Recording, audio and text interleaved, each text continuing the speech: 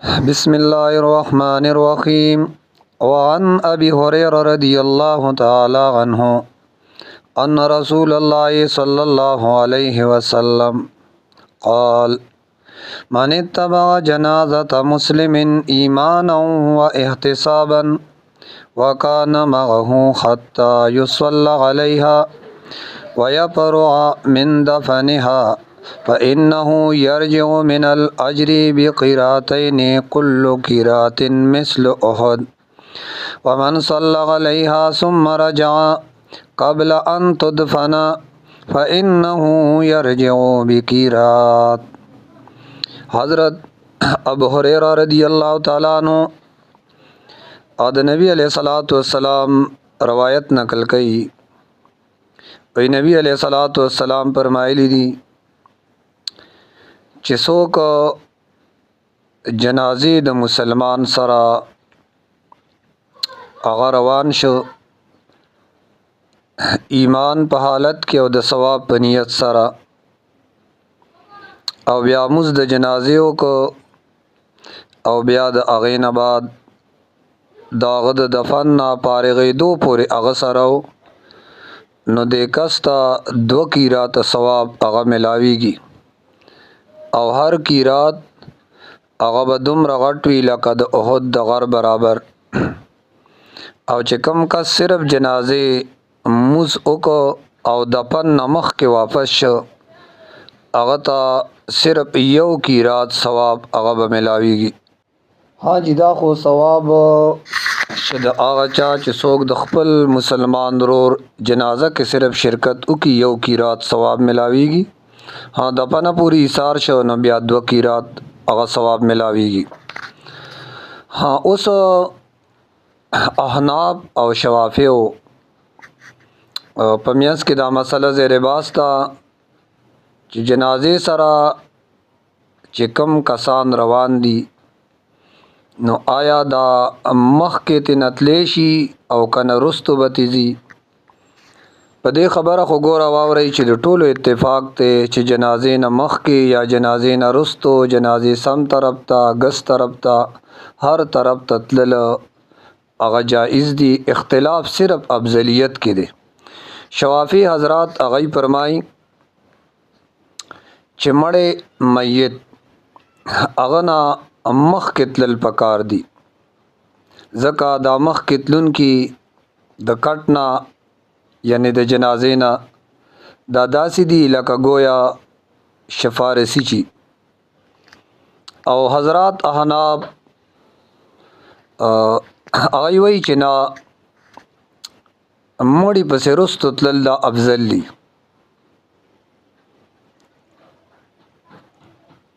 شوافی حضرات هغه فرمایي چې جنازې سره کم کسان روان دي د دې مثال پشان د یو شفارسی دی او عام قاعده هم دا ده چې مجرم هغه رستو یو شفارسی هغه مخکې ځي. خو بیا احناف هغه وایي چې نه دا مړی د الله دربار کې مجرم په طور باندې پیش کول دا نظریه صحیح نه ده.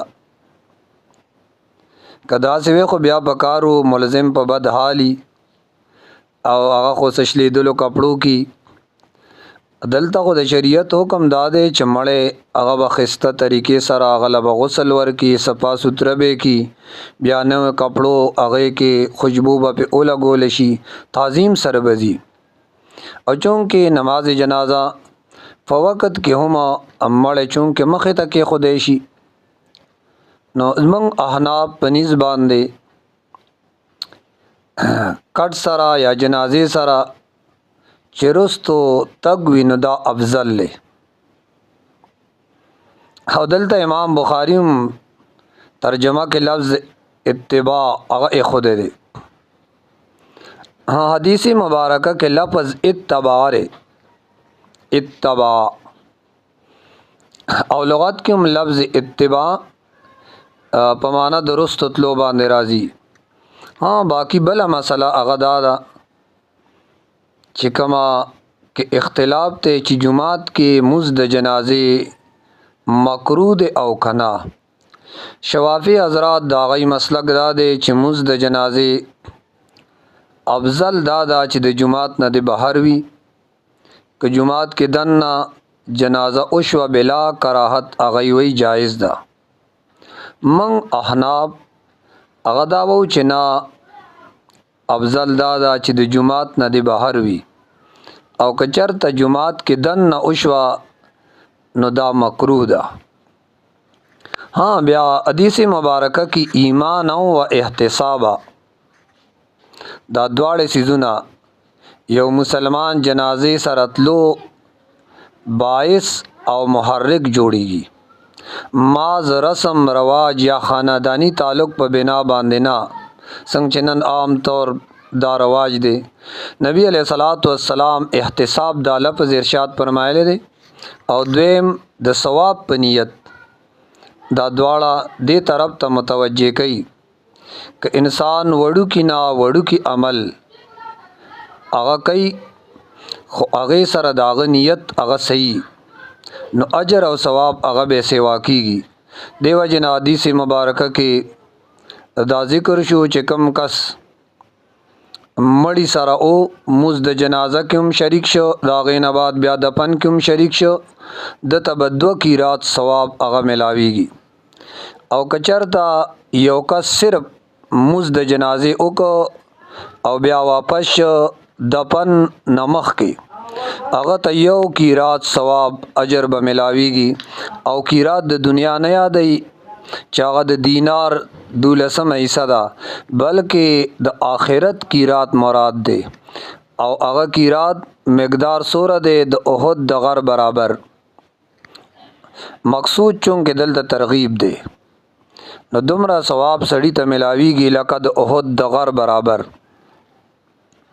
لغت کی قیرات چونکه نسب دانک تم ویل کیږي او نسب دانک 110 درهم تم ویل او بعض حضرات هغه وی چې دا د دینار 12 حصہ او بعض وی سلیری اجتماع حصہ خلوی ثواب جنازه کې شرکت باندې او بیا د شرکت نه بعد دفن